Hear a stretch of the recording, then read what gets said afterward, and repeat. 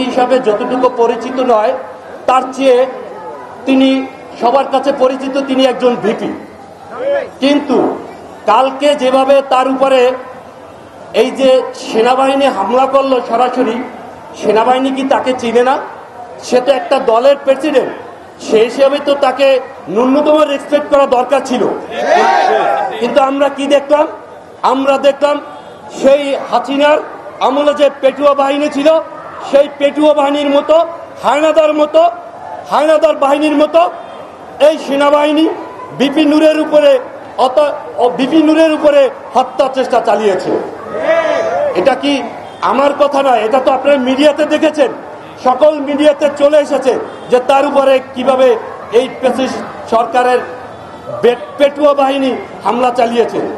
আচ্ছা, আপনাকে একটু মনে করে দিতে চাই, আপনারা জানেন যে 2019 সাল ডাকসু নির্বাচনের পরে 2019 সাল 23শে ডিসেম্বর আমাদের উপরে ফ্যাসিস্ট হাসিনা, খুনি হাসিনা, যে এখন এই মুহূর্তে পালিয়ে বেড়াচ্ছে, সেই হাসিনার আমলের ডাকসু নির্বাচনে সাধারণ শিক্ষার্থীদের ভোটে তিনি ভিপি নির্বাচিত হয়েছেন।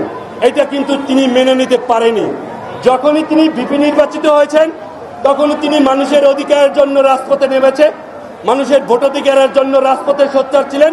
এই জন্য তাকে থামিয়ে দেওয়ার জন্য সেই ডাকসুতেও মুক্তিযুদ্ধ মঞ্চ নামে একটি সংগঠনের দ্বারায় হত্যা চেষ্টা চালিয়েছিল। সেই হত্যা চেষ্টায় আমি আমিনুর সহ এবং আমাদের ছাত্র ভাইরা সহ সেখানে ঢাল হয়ে দাঁড়িয়েছিলাম।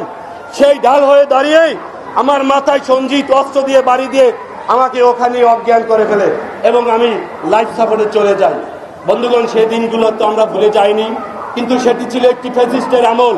সেই ফ্যাসিস্টের আমলকে সেদিন থেকে আমরা প্রতিজ্ঞা করেছি, রক্ত যখন দিয়েছি রক্ত আরো দেব, কিন্তু এদেশের মাটি থেকে এই ফ্যাসিস্টকে মুক্ত করে ছাড়বো ইনশাআল্লাহ। এবং সেই প্রতিজ্ঞায় আমরা ইনশাআল্লাহ আল্লাহর রহমতে আমরা সেই প্রতিজ্ঞায় সাকসেস হয়েছি।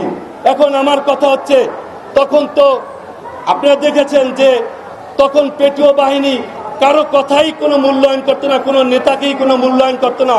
যেমন গয়সর দাস শুরু করে বিএনপির ভাইস চেয়ারম্যান গয়সর দা এবং জয়নাল আবেদিন ভাই সহ আপনারা দেখেছেন তাদের সিনিয়র নেতাদেরকে কিভাবে রাস্তায় ফেলে পিটিয়েছে। সেটা ছিল একটি স্বৈরাচার শাসন। এখন আমরা কার আমলে বাস করছি বন্ধুগণ? আমরা কি এই জুলাই আগস্টের যে আন্দোলন আপনারা দেখেছেন, যে বিপি নূরের যে অবদান, তিনি হাত করা অবস্থায়, রিমান্ডে থাকা অবস্থায় পিজন ভ্যান থেকে বলেছিলেন যে 90% পতন হয়ে গেছে, আর 10% ধাক্কা দিন। সেই 10% ধাক্কা জনগণ দিয়েছে এবং তার কথা রেখেছে। সেই 10% ধাক্কায় উজ্জীবিত হয়েই সারা দেশের মানুষ রাস্তায় নেমে এসেছিল।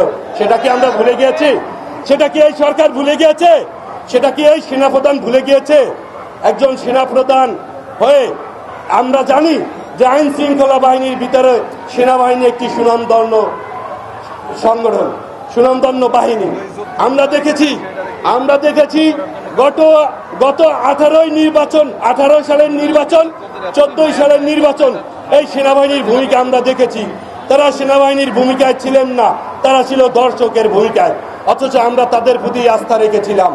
কিন্তু যারা এখন, আপনাদেরকে আমি আমার পরিবারের পক্ষ থেকে বলতে চাই, হয়তো আল্লাহর রহমতে এবারের বেলায় হয়তো বিপিনুর বেঁচে যেতে পারেন, কিন্তু তার অবস্থা এখনো জীবন সংকট।